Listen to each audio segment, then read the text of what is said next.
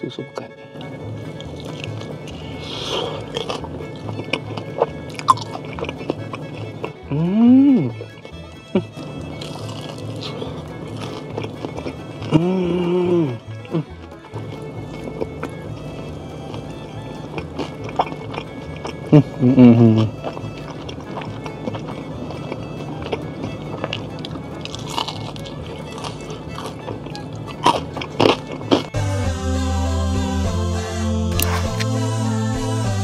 Hari ni kita akan cuba style Patah Timur. Kita akan buat ketupat palas. Cara goreng, kita akan makan dengan gula Melaka dan juga susu pekat. Aku nak syorkan satu periuk yang sangat bagus untuk korang gunakan, terutama korang nak jimat minyak atau buat deep fry. Korang pakai je kolej ni. Sangat-sangat mudah jimat minyak, boleh pakai masak sendiri. Memang nak masak sendiri kan? Maksud aku masak secara menggunakan minyak yang sikit untuk makan seorang. Selalunya kalau korang nak masak deep fry kan kena letak minyak kan bertimbun. Tapi yang ni tak perlu.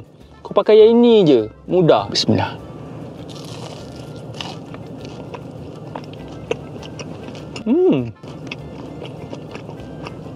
Surprisingly sedap lah. Tapi familiar macam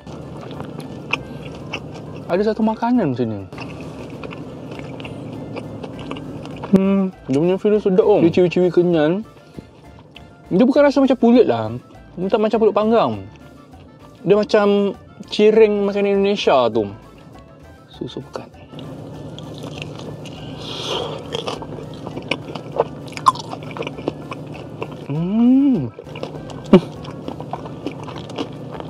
Serunding ni sedap gila tu kalau makan susu pekat. Dia lagi tambah berlemak. Dalam pula rasa serunding ayam pedas-pedas macam tu. Lemak balas, lemak manis. Aku rasa lagi tambah berlemak ni makan susu pekat.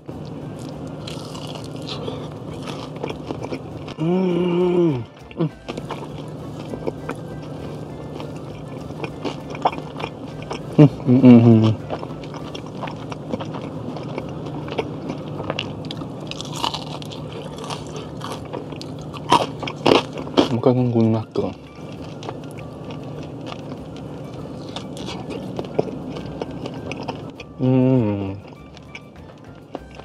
Gula Melaka, susu pekat.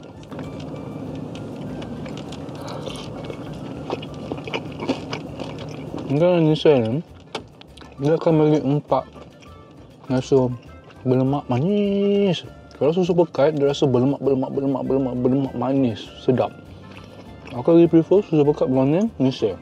Yang ni kita goreng tadi, tapi kita tak buka dia punya palas dia.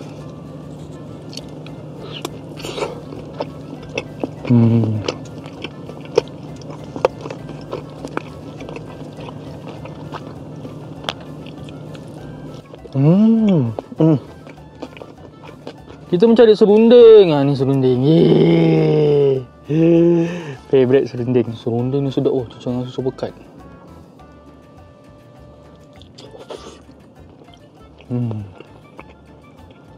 Buat goreng sedap pun.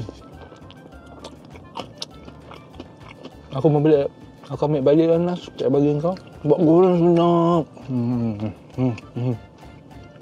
Kau ambil kat bawah. 3 cara ni korang suka yang mana satu? Yang ni adalah one of my favourite juga. Ya Allah. Banyak lagi cookie Samora aku ni. Aku boleh bandel 18 tak silap aku. Bismillah.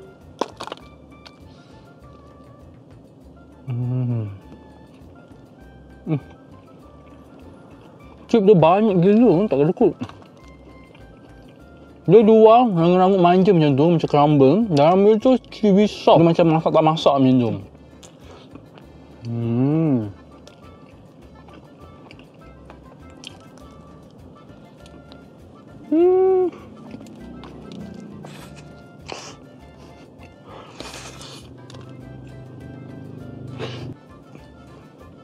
Kalau nak beli, ada dapat guna kan?